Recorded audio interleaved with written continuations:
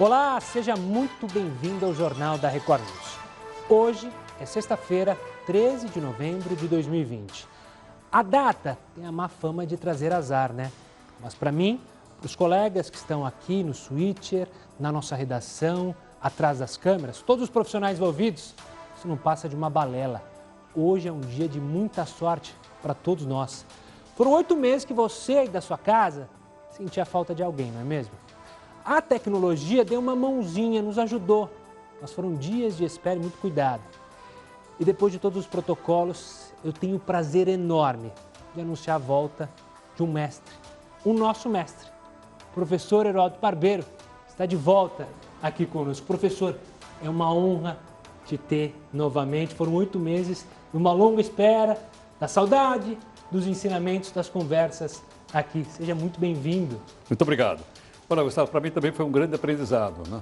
Porque na minha frente passou uma pandemia e aí a gente teve a oportunidade, então, de conhecer outras coisas diferentes, que foi fazer um jornalismo através de Skype e acompanhar o jornal que você fez brilhantemente durante todo esse tempo. Então, acho que só nos resta tocar o barco para frente e vamos chegar por aqui, então, para a gente poder, então, apresentar juntos, então, as notícias para você agora, todas as noites. Bom, faltam apenas 2 dias para as eleições municipais. Todos terão que usar máscara. E a orientação é que cada eleitor também leve de casa a sua caneta para assinar o caderno de votação. Não esqueça também um documento com foto. Fala das eleições americanas. E ainda, hospitais particulares de São Paulo registram o aumento do número de internações por Covid-19. Como você sabe, essa edição também está ao vivo no nosso canal do YouTube e no Facebook da Record News. Você pode acompanhar onde você quiser, a hora que você quiser. Olha, por causa da pandemia do coronavírus, muita gente vai ser diferente nessas eleições. Vai ser diferente de todas as outras que eu já vi. Olha que eu já vi eleição que não acaba mais. É muita eleição. Nessa é idade história. aqui já passou muita eleição. Mas uma coisa não mudou. Qual é? O direito a gente votar e dever, enquanto cidadão, da gente chegar lá e escolher o melhor candidato a prefeito e o melhor candidato para vereador. Votar é um direito e também um dever dos eleitores. Decidir os rumos da cidade deveria ser um motivo de entusiasmo, mas... Eles prometem, só aparece de 4 em 4 anos e nada faz. Faz tempo que eu não voto mais em ninguém. Por quê? Não, muito decepcionada. Para este cientista político, não há dúvidas. Não participar da votação, não indo votar ou votando em branco ou nulo é um erro. Se desejamos uma cidade melhor, temos que dar a nossa contribuição e fazer isso com responsabilidade. A grande questão é quanto que nós procuramos, de fato, saber quem ele era, para depois não ficarmos sempre com a ideia que escolhemos mal, depois nos decepcionamos e na próxima eleição acontecer a mesma coisa. Primeiro é fugir do efeito manada. O voto é seu. Vote pelas suas convicções, não as de um parente ou um vizinho. Eu diria ao eleitor, não se exima do seu direito de cidadão. Não se omita da sua responsabilidade sobre o futuro da sua cidade e do Brasil. E não abra mão de ser um crítico permanente por querer coisas boas. Todos terão que usar máscara. E a orientação é que cada eleitor também leve de casa a sua caneta para assinar o caderno de votação. Não esqueça também um documento com foto. Na cabine, o primeiro voto será para vereador. São 5 números. Depois, o eleitor vai votar para prefeito. 2 números. O Tribunal Regional Eleitoral estima que o tempo gasto na cabine de votação será, em média, de 30 segundos. Esperamos que não haja muitas filas, pelo fato de, nestas eleições municipais de 2020, termos apenas 2 votos. O Tribunal Regional Eleitoral estimula que os eleitores baixem o aplicativo e-Título, que pode ser utilizado como documento de identificação no dia do voto. Quem estiver fora do domicílio eleitoral pode justificar a ausência online, pelo celular. Eu acho que não haverá tanta abstenção. Mas é claro, aquelas pessoas que estiverem com febre, estiverem com sintomas, na minha visão, essas pessoas não deveriam comparecer. Isso que ele falou é interessante, né? Essa abstenção, a gente ainda não tem ideia, né, Heródoto? mas ela pode mexer de fato com a eleição, dependendo do público que justamente não for por receio. Obviamente tem muita gente que ainda está com medo e, claro, não quer ir a um local onde vai ter uma movimentação de pessoas, o que é perfeitamente normal, né, professor? Agora, uma coisa curiosa, a gente acompanhou aí, você liderou aqui a eleição americana. E você veja que lá foi exatamente o contrário. Né? Uma quantidade imensa de pessoas que não tinham votado, e lá o voto é optativo, não é como aqui que é obrigatório. Não é? E as pessoas ou saíram para votar, ou as pessoas fizeram votação pelo correio. Nós não temos aqui ainda a votação pelo correio. Nossa urna eletrônica, domingo a gente vai fazer uma cobertura aqui, vai ser rápida a apuração, etc, etc. Mas você veja o seguinte, que você pode levar mais gente para votar, pode mudar o resultado. Se for menos, também pode mudar o resultado. A gente tem que ficar de olho isso em várias cidades. É bom lembrar que o Tribunal Superior Eleitoral, por causa da pandemia, a gente falou até aqui, né, Heródoto, tem programado análises para ver sobre o voto remoto, seja ele pelo correio, como é nos Estados Unidos, digitalmente, enfim. Vamos agora até o Rio de Janeiro, Heródoto, porque a gente vai falar com a Vivian Casanova para saber como estão os preparativos para as eleições deste domingo lá no Rio. Uma boa noite, Vivian. Horário de prioridade para os eleitores com mais de 60 anos, né? Das 7 da manhã às 10 da manhã será um horário que eu não estou ouvindo, São Paulo. Acho que a gente não está ouvindo a Vivian. Vamos daqui a pouco retomar o contato com a Vivian para saber como é que vai ser a situação no Rio de Janeiro, que assim como São Paulo, tem uma eleição que promete para o segundo turno, né? Quem irá para o segundo turno? A gente tem dois candidatos, tanto no Rio, Eduardo Paes e Bruno Covas aqui em São Paulo, saltando um pouquinho na frente, e outros 3 candidatos ali brigando pelo lugar no segundo turno. Eu acho que quem não vai para o... Acho que estava olhando aí, pelo menos 2 cidades não devem ir para o segundo turno. Uma é Belo Horizonte. Essa está de lavada, né? Não, o Calil está disparado. E a outra, salvo engano, é a cidade de Salvador, onde o candidato do DEM, me fugiu o nome dele agora, mas ele também está disparadão na frente. Em todo caso, como a gente vai estar domingo aqui, vai acompanhar passo a passo, né? A gente vai poder confirmar isso ou não. É bom lembrar. Domingo, uma programação toda especial da Record News. Heródoto estará aqui, eu estarei aqui, toda a nossa equipe estará aqui para trazer todas as informações sobre essa eleição municipal. E é bom lembrar, né, Heródoto, para quem quiser também, bater na tecla, #salário de vereador igual de professor. Né? A gente já está com a Acácio? Eu não sei.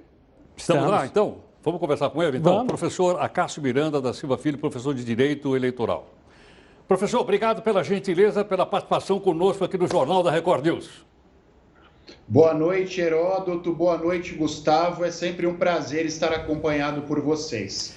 Professor, será que as pessoas vão ter mais dificuldades para voltar para vereador, haja vista que são 5 números, enquanto que para prefeito são apenas 2? Eu confesso, Heródoto, que as pessoas talvez tenham mais dificuldade para decorar o número do candidato do que para votar propriamente. Lembrando que nestas eleições as pessoas votarão só para 2 candidatos, ao passo que em eleições anteriores as pessoas precisam votar para 5 ou 6 candidatos. Diante disso, eu acho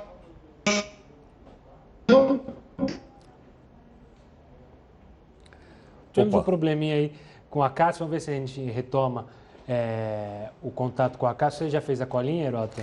Então, eu não fiz a colinha, mas você viu que coisa curiosa, então, são só 2 votos. Na outra eleição nós votamos deputado estadual, federal, senador, governador e presidente, fizemos 5 votos. Agora, mas em compensação, o vereador tem 5. 5 numerozinhos ali que é bom decorar. Professor Acácio está aí de novo, vamos lá, professor. Por favor, conclua. Voltamos. Então, nestas eleições, especificamente, por conta de somente 2 cargos, há uma maior facilidade. Você dizia, Heródoto, que em determinadas eleições há necessidade de nós votarmos para 5 cargos, deputado estadual, deputado federal, senador, governador e presidente, enquanto em outras eleições nós votamos para 2 senadores, portanto 2 cargos. Diante da complexidade das eleições anteriores, eu imagino que nesta basta que as pessoas votem para 2 cargos, mas A lei eleitoral permite que, no caso de dificuldade de lembrar o nome dos seus candidatos, você pode levar uma colinha, um impresso com o número do seu candidato a vereador ou da sua candidata a vereadora e com o número do seu candidato a prefeito ou da sua candidata a prefeita. Cássio, eu queria tocar num ponto que a gente se acostumou, infelizmente, que é com as fake news. Lá atrás, na última eleição presidencial, se explorou muito isso. Nessa eleição, é uma impressão minha que as pessoas aprenderam a lidar melhor com a fake news ou por ser regionalizada, as fake news não tomam uma proporção nacional como tomam durante uma eleição presidencial? Gustavo, eu acho que nós precisamos olhar para alguns fatores. Primeiro, por ser uma eleição regionalizada e considerando que 90% dos municípios brasileiros são pequenos, portanto há o contato direto com os candidatos à vereança ou com os candidatos à prefeitura, o papel das redes sociais é menor. E há um segundo fator, que é a preocupação da Justiça Eleitoral no combate às fake news. O Ministério Público Eleitoral tem promotores trabalhando 24 horas por dia no combate às fake news.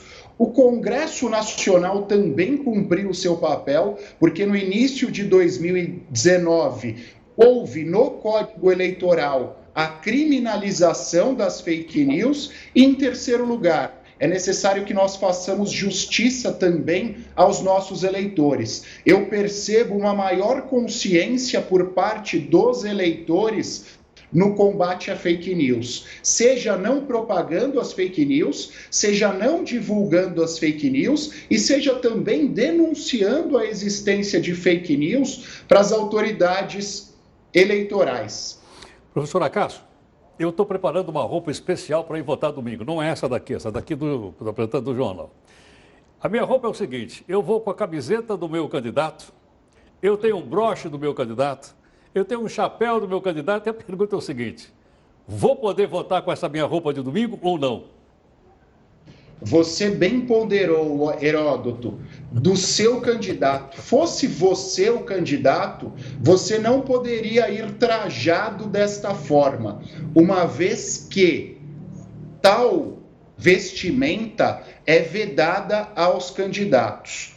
Porém, no que diz respeito aos eleitores, há a liberdade de manifestação. E a liberdade de manifestação permite que o eleitor vá usando um broche do seu candidato, uma camiseta do partido da sua preferência, um boné do partido da sua preferência. Mas é importante que o eleitor lembre, é criminalizada a distribuição de brindes. Portanto, este boné e esta camiseta devem necessariamente terem sido adquiridos pelo eleitor.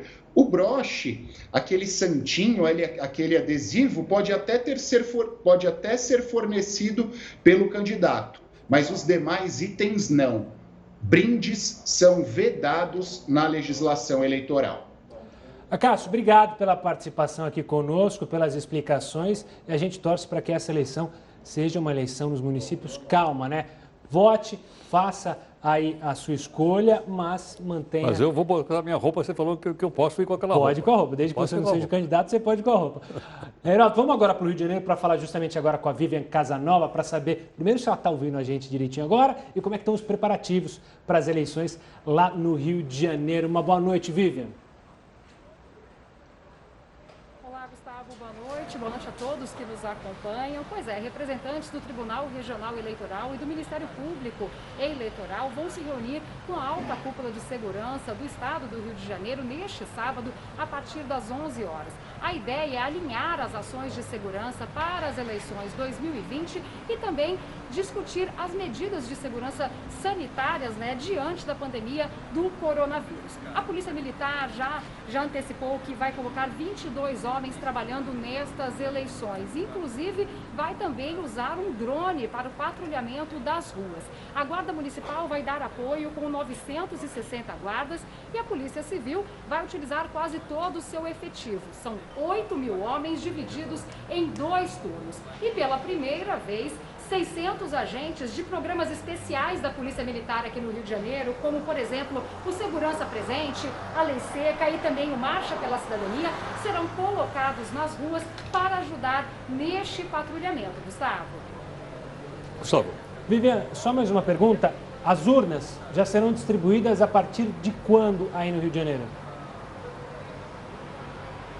Então, neste sábado, já pela manhã, as urnas do Polo Jardim Botânico, na zona sul da cidade, já vão começar a ser distribuídas nos locais de votação. Importante lembrar que o TSE ampliou o horário de votação, das 7 horas da manhã até as 17 horas e criou também um horário de prioridade, um horário prioritário para os eleitores com mais de 60 anos. Esse horário será das 7 da manhã até as 10 horas da manhã. Isso não impede que os outros eleitores sigam para as zonas eleitorais e votem, mas a prioridade vai ser destes eleitores com mais de 60 anos. Gustavo. Obrigado, Vivian, e uma ótima eleição e uma ótima cobertura para todos vocês aí no Rio de Janeiro. Bom, Gustavo, vamos lembrar também as pessoas que estão nos acompanhando. Primeiro, lembrando que nós vamos ter uma cobertura excepcional no próximo domingo, com a participação de toda a nossa equipe. E lembrando o seguinte, o dia da eleição este ano vai ter algumas regras que são desconhecidas e que envolvem cuidado com o uso de redes sociais para evitar um crime grave, que o professor falou agora um pouquinho para a gente. É o crime de boca de urna. Olha lá. Como é proibido pedir voto para qualquer candidato no dia da eleição, aplicativo como WhatsApp, ele não pode ser utilizado nem mesmo para declarar o próprio voto, já que as mensagens enviadas não podem ser desvistas, entre aspas, aí, pela pessoa que recebeu, obviamente. Já no Facebook ou em outras redes sociais, é permitido declarar o voto, mas é proibida qualquer solicitação de apoio para candidatos no dia da eleição, porque isso caracteriza crime de boca de urna. E olha lá, tem uma pena de 6 meses a 1 ano de xilindró e prestação de serviço comunitário pelo mesmo período, além da multa de quase R$16 mil. Logicamente que no passado, a gente está falando do passado um pouco, Gustavo, essa boca de urna era feita com um santinho na porta do... Que deixava uma sujeira. Aí a pessoa jogava no chão, como não podia, jogava lá, o pessoal pegava lá. Não tem o candidato a vereador. Tem muita gente que não tem candidato a vereador. Você acredita nisso? Acredito. Aí eu pegava o papelzinho lá, não é? Mas agora isso acabou. Agora as pessoas então estão utilizando a rede social. Então precisa tomar cuidado, como o professor explicou agora há pouquinho, que não pode haver boca de urna, porque logicamente boca de urna atrapalha bastante aí o processo eleitoral para que a competição possa ser mais ou menos igualitária. Igualitária. É isso. Bom, lembrando que este sábado é o último dia permitido para propagandas eleitorais nas ruas, já que o Heraldo estava justamente falando sobre os santinhos. Os candidatos podem sair às ruas entre 8 da manhã e 10 da noite. O descumprimento desse prazo é configurado também como crime eleitoral, né, Heraldo? Exato. Bom, quero lembrar mais uma vez, então, que no próximo domingo você acompanha aqui uma cobertura especial da Record News sobre o dia das eleições em todo o Brasil. Você vai trabalhar domingo também ou não? E eu estarei aqui com você. Eu não falaram. Vai estar. Voltou é para voltar todo, Heraldo. Não tem essa não tem moleza mais não. É claro que a gente sempre tomando todos os cuidados, é bom lembrar, os cuidados do distanciamento, eu e o Heraldo mantendo uma distância segura para evitar qualquer tipo de problema. E domingo estaremos aqui ao famoso até o arroz secar. Ou seja, até sair todos os candidatos vitoriosos, você acompanha aqui uma cobertura especial. E olha, um candidato à prefeitura de Búzios, como você sabe, no estado do Rio de Janeiro, sofreu um atentado enquanto dirigia. O nosso companheiro, que é o Lúcio Castro, tem aqui mais informações. Lúcio, conta pra gente aí, Lúcio. Boa noite, Heródoto. O candidato Tom Viana, do Partido Social Liberal, PSL, sofreu esse atentado na noite desta quinta-feira na RJ-102, em Cabo Frio, na região dos Lagos. Segundo a Polícia Civil, ele estaria sozinho num carro blindado quando os disparos atingiram o veículo. Ainda não há detalhes de como a ação aconteceu. Tom não ficou ferido e comunicou a tentativa de homicídio na delegacia de Búzios, que investiga o caso. Também não há informações sobre detidos pelo crime. O candidato disse nas redes sociais que 2 homens em uma moto fizeram a abordagem e dispararam 5 vezes na direção do motorista. Voltamos aos estúdios do Jornal da Record News. Mais um caso de violência contra Mais candidato. um, no Rio, né? Donald Trump, hein, Heródoto? Enfim, ele falou publicamente nesta sexta-feira, depois da eleição que segue sendo conturbada. O discurso aconteceu pouquinho tempo depois das redes de TV americanas anunciarem a vitória de Joe Biden nos estados da Geórgia e do Arizona.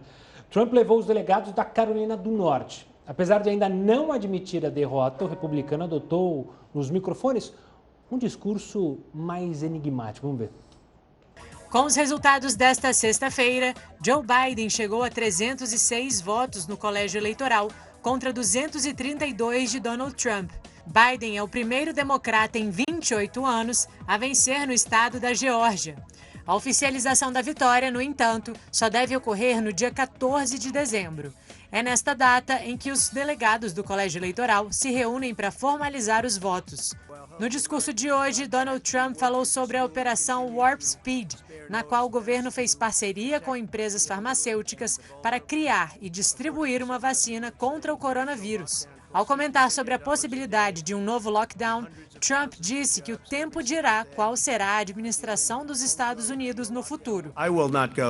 Essa administração não entrará em lockdown. Espero que aconteça o que acontecer no futuro. Quem sabe qual será a administração? O tempo dirá, mas posso afirmar, esta administração não vai para um lockdown.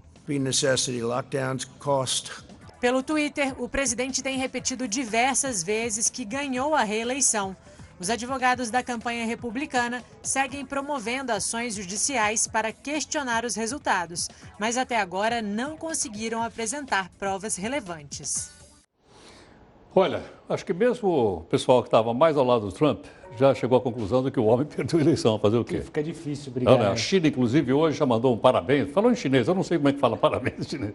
Mas mandou um parabéns em chinês dizendo o seguinte, olha, o homem ganhou, o Biden ganhou e ele vai realmente tocar para frente. Falta, acho que na minha lista, faltam 2 países para mandar um parabéns lá. Um parabéns oficial, né?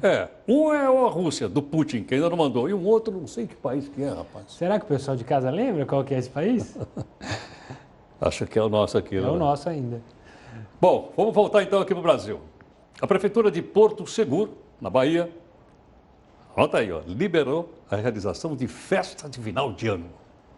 Foi publicado um decreto que autoriza a realização de festas de fim de ano na cidade. Cada local deve funcionar de acordo com o limite do espaço.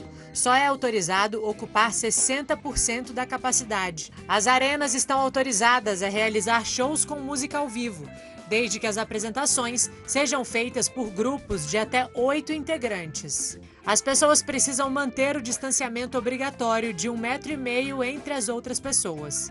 Outra novidade é sobre a venda de ingressos para esses eventos. Tudo deve ser vendido pela internet. E só são autorizados locais com o selo Porto Mais Seguro, que garante que o estabelecimento foi vistoriado pelas autoridades de saúde e estão aptos para sediar festas. Bom, o pessoal fala de festa e tem o risco de uma segunda onda. Hospitais particulares, e a onda não é da praia para você pular, não. É do coronavírus. Os hospitais particulares aqui de São Paulo estão sofrendo com aumento no número de internações por coronavírus.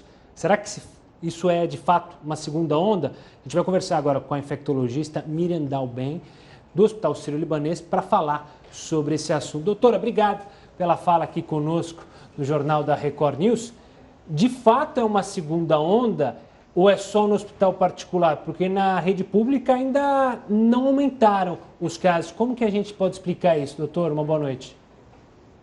Boa noite, Gustavo. Boa noite, Heródoto. Realmente, assim, a gente está vendo em todos os hospitais particulares da cidade de São Paulo um aumento no número de casos de internação por Covid-19, tanto em leitos de enfermaria quanto em leitos de UTI. É um pouco precoce a gente falar em segunda onda, porque o governador ontem mostrou os dados do estado e eles ainda não observaram esse aumento de forma expressiva nos dados oficiais. né? Mas isso acende assim o alerta para que possa realmente estar começando a nossa segunda onda.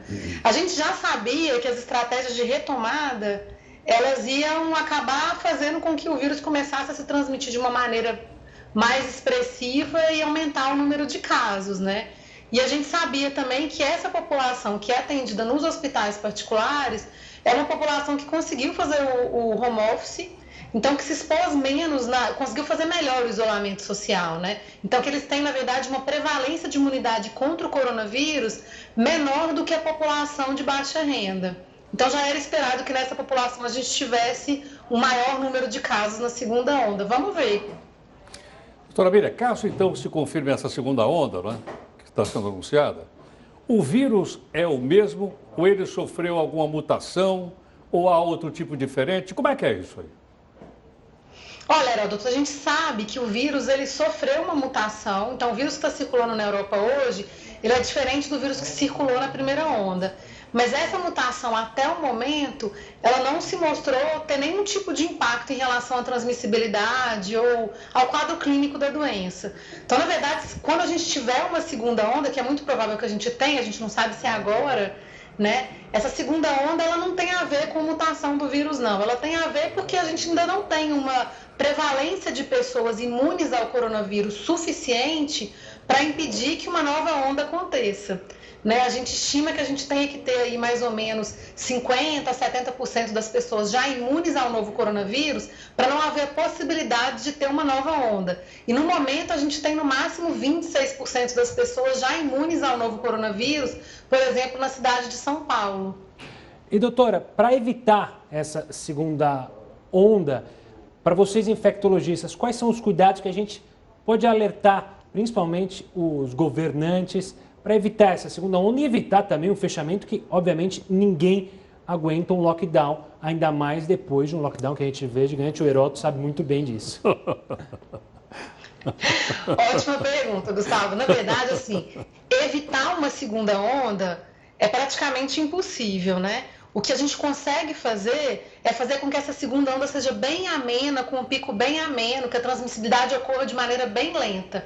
Para a gente fazer isso, a gente tem que seguir as recomendações que já foram colocadas nas estratégias de retomada, que são aquelas colocações, aquelas regrinhas, na verdade, que diminuem a transmissibilidade do vírus, né?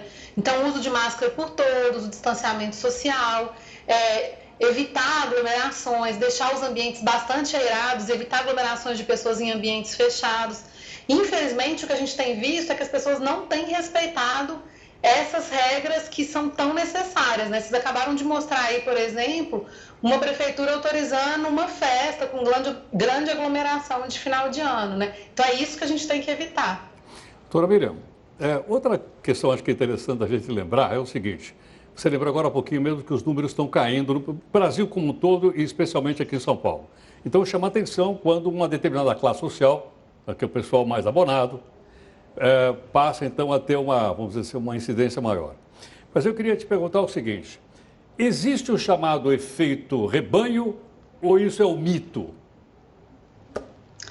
O efeito rebanho que você fala é a imunidade de rebanho, né?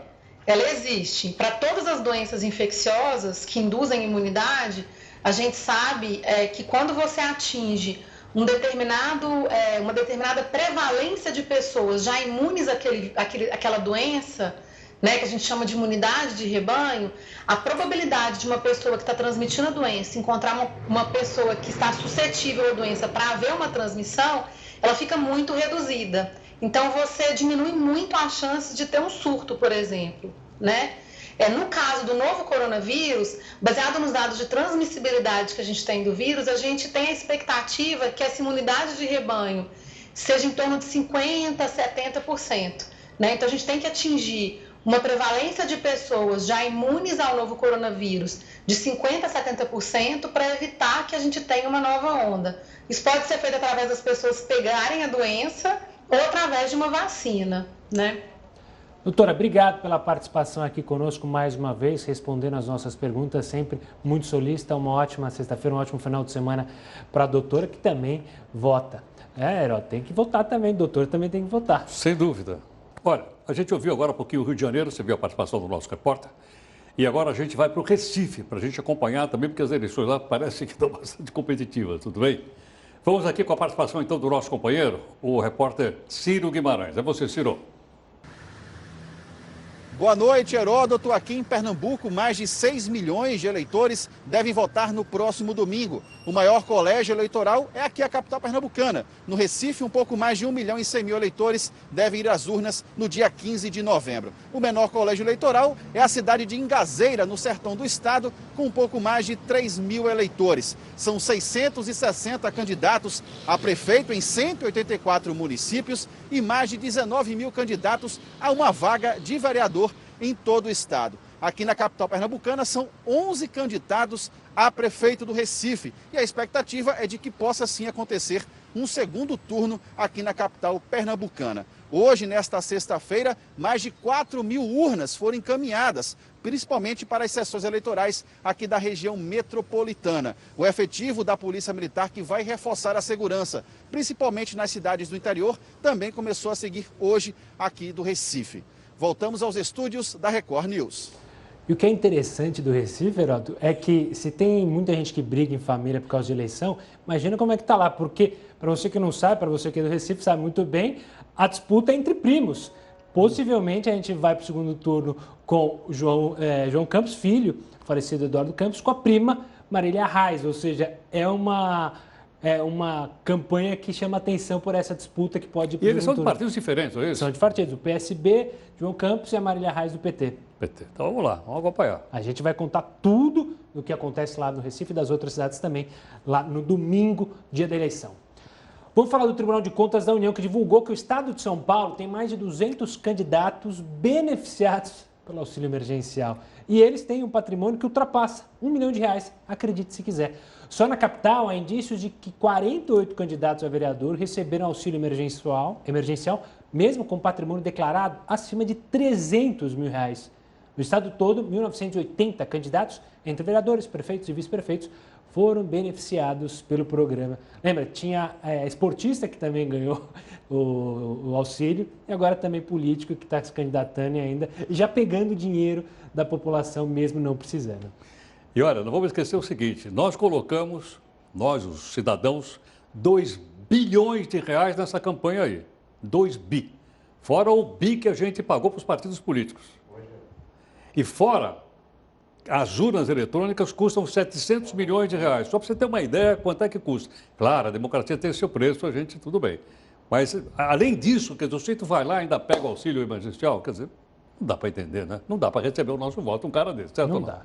Bom, depois do Pernambuco, depois do Rio de Janeiro, vamos então para Porto Alegre, no Rio Grande do Sul, e a participação de mais um companheiro nosso, que é o Vitor Costa. Bom, Vitor, como é que estão as coisas por aí, Vitor?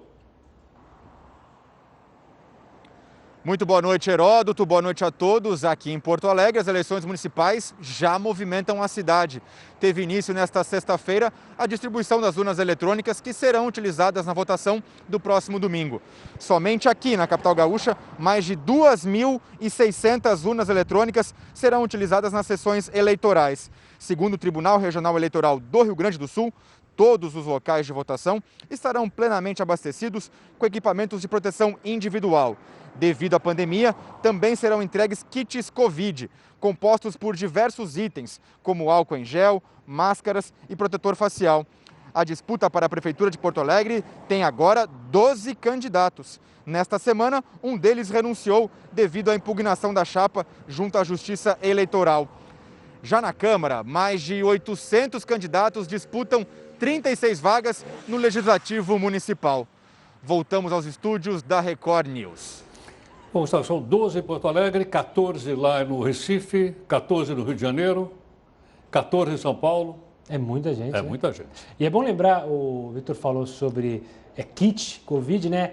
É bom lembrar o pessoal de casa, quem puder, levar a própria caneta, porque tem que assinar a lista ali de presente. Então leva a sua própria caneta para justamente evitar uma troca aí de passa-caneta, apesar que, segundo o Tribunal Superior Eleitoral, vai ter álcool gel para todo mundo lá, tanto para os mesários quanto para quem vai votar, né? Eu vou levar a minha Bic.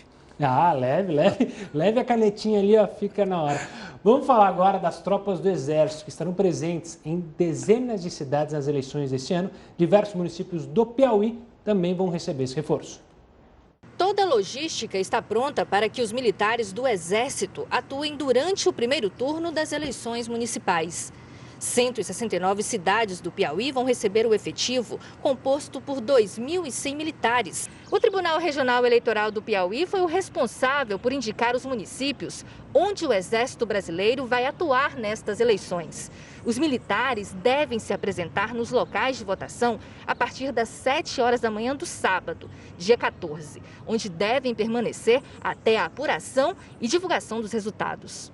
O Exército Brasileiro vai estar atuando por meio de um decreto presidencial, né, que foi aí, após solicitações do Superior Tribunal Eleitoral. Além do Exército, as eleições vão contar com mais 4.400 homens e mulheres das polícias Militar, Civil, Federal, Guarda Municipal e Polícia Rodoviária Federal. Nós estamos aqui embarcando hoje em 16 locais de embarque, aqui no Comando Geral e outros 15 locais estão embarcando nesse momento toda a tropa, transporte vistoriado, checado, diária paga, pessoal embarcado, se apresentando hoje em cada município para já iniciar esta grande operação por parte da Polícia Militar. Então é monitorar realmente o que vai passar em cada município para que a gente possa, junto com a Justiça Eleitoral, garantir exatamente a eleição tranquila aqui no estado do Piauí.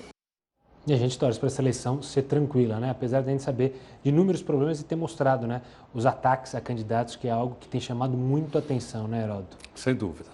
Então, olha, o Ministério da Saúde admitiu hoje que pode ter sido alvo de um ataque hacker na semana passada, desde quando vem enfrentando problemas para restabelecer a normalidade nos sistemas. O secretário executivo da pasta, Elcio Franco, também fez um alerta à população sobre uma tentativa de golpe. Preste atenção. O Ministério da Saúde não está realizando nenhuma pesquisa, tampouco solicita dados particulares via telefone aos usuários do SUS. Contamos com o apoio da imprensa para alertar a nossa população e evitar golpes que estão sendo aplicados em nome do Ministério da Saúde.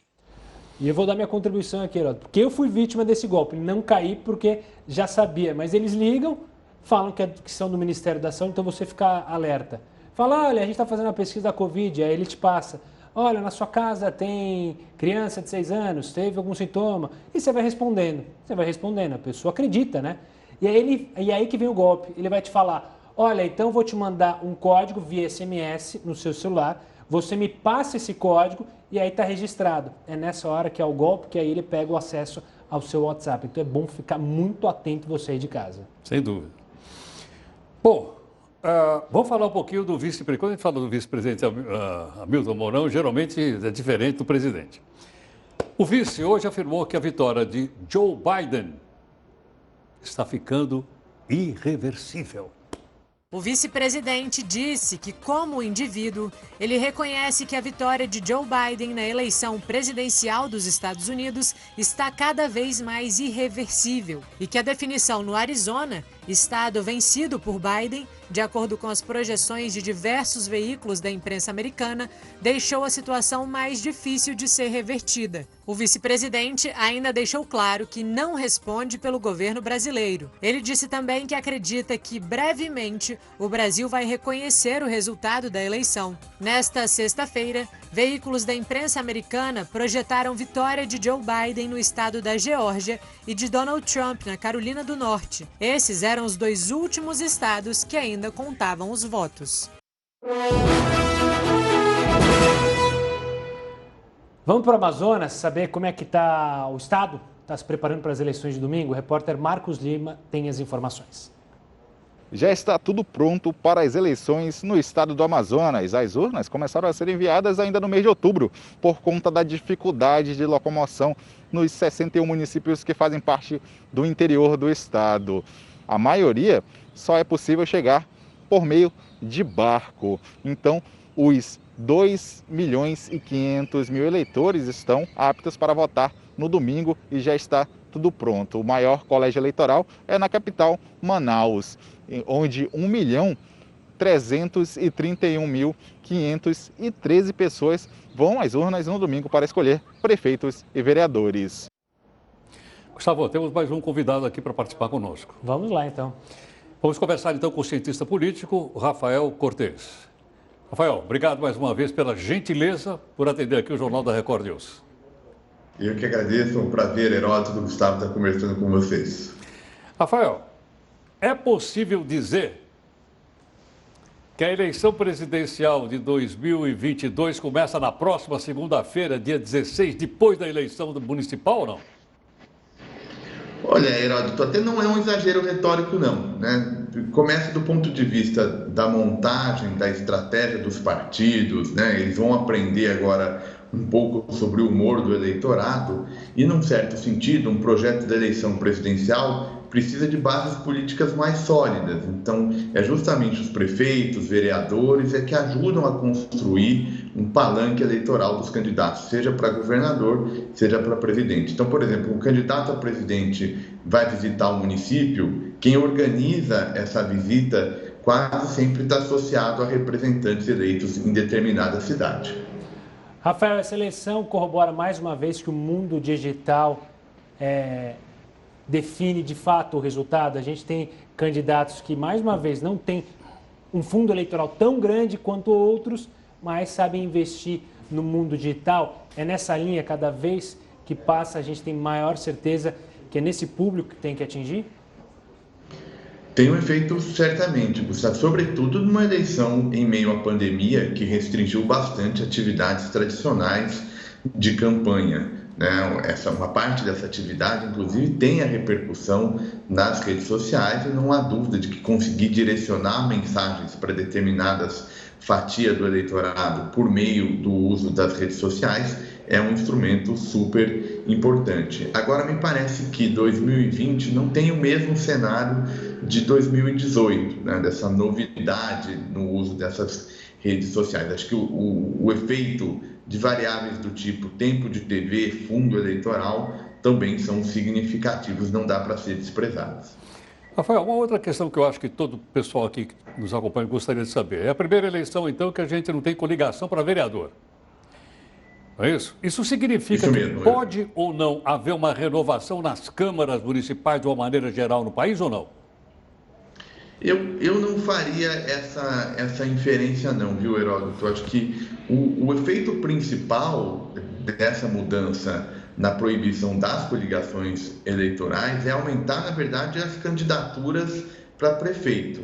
Agora, do ponto de vista de quem vai estar na lista, né, dos candidatos para vereador, acho que não tem muito efeito, até porque, Heródoto, agora precisa ter pelo menos 10% de votos do quociente eleitoral para que o candidato consiga receber esse voto, né? O candidato a vereador, por exemplo, né, para ele ter chance de ser eleito, ele precisa ter pelo menos 10% dos votos do quociente eleitoral. Isso não é pouca coisa, né? É bastante significativo. Então, não acho que vem por aí a questão da renovação. Acho que a renovação, se vier, vem em cidades, em regiões que têm um desgaste maior dos líderes políticos tradicionais. Rafael, eu quero continuar essa questão do coeficiente eleitoral, porque muita gente ainda não sabe muito bem, não lembra muito bem. Ou seja, aquele vereador caça-voto que puxa o vereador lá de baixo que teve meia dúzia de votos, só que o outro ganhou 1 milhão.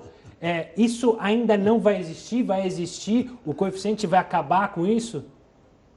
Excelente pergunta, Gustavo. Ainda existe, mas com duas diferenças. Agora é uma transferência dentro do partido, porque não há mais a figura da coligação eleitoral. Então, por exemplo, nas eleições passadas, né, eventualmente um candidato do partido A acaba elegendo um candidato do partido B, né, por conta da coligação. Isso não existe mais, né? Ou seja, vai ser a transferência dentro do partido. O puxador de voto vai fazer para os próprios correligionários. Com a diferença que, mais recentemente, agora tem que ter um mínimo, não basta ter meia dúzia de votos, precisa ter esses 10% desse quociente eleitoral, e aí isso ajudando pelo menos a evitar que candidatos com pouquíssimo voto, né, dezenas, centenas, recebam um mandato eletivo. Rafael, o eleitor do país espalhado pelas pequenas, grandes e médias cidades deu mais atenção para o buraco da rua ou para o córrego que não foi canalizado ou com essa briga da eleição entre o Biden e o Trump?